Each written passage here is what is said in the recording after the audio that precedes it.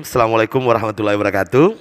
Perkenalkan, saya Asri Ismail, peserta Laskar CPNS Angkatan 28 Kemendikbudristek tahun 2022.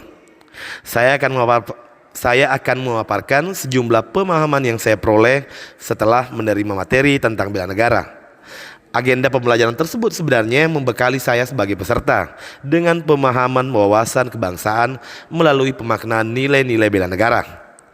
Nah, ada 3 hal penting yang melatar belakangi pentingnya bela negara bagi PNS. Misalnya, saya ini selaku CPNS perlu dipersiapkan dalam rangka memasuki kultur baru. Nah, kedua, yang paling penting sebenarnya adalah CPNS perlu dibentuk adanya karakternya.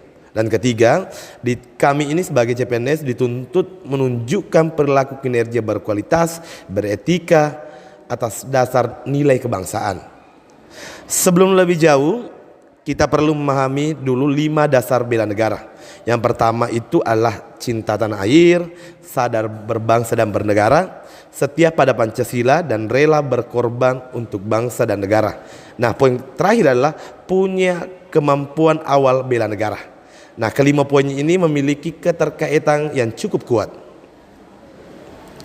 Bela negara juga didukung 5 konsep berpikir, yakni terkait wawasan kebangsaan, ketahanan nasional, kewaspadaan nasional, dan politik luar negeri bebas aktif. Poin-poin tersebut penting sekali diilhami dalam menjalani kehidupan berbangsa dan bernegara. Nah, sekarang kita masuk pada bagian indikator nilai-nilai bela negara. Misalnya tadi ada indikator cinta tanah air. Nah, sebagai contohnya adalah kita ini sebagai warga negara wajib menjaga tanah dan pekarangan kita, dan tentu memiliki jiwa patriotisme. Yang paling penting sebenarnya kita perlu bangga menggunakan produk dari hasil keringat bangsa sendiri. Kedua, itu sadar berbangsa dan bernegara. Nah, bagaimana penerapannya? Misalnya kita aktif dalam berbagai organisasi, ikut serta dalam pemilihan umum, menjadi warga negara yang baik.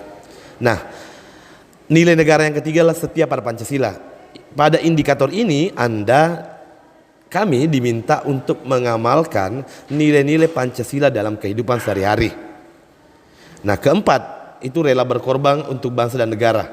Pada indikator ini, pada nilai-nilai bela negara ini, contoh sederhananya adalah misalnya Anda gemar membantu sesama, siap membela bangsa dan negara, dan terakhir ada nilai kemampuan awal bela negara.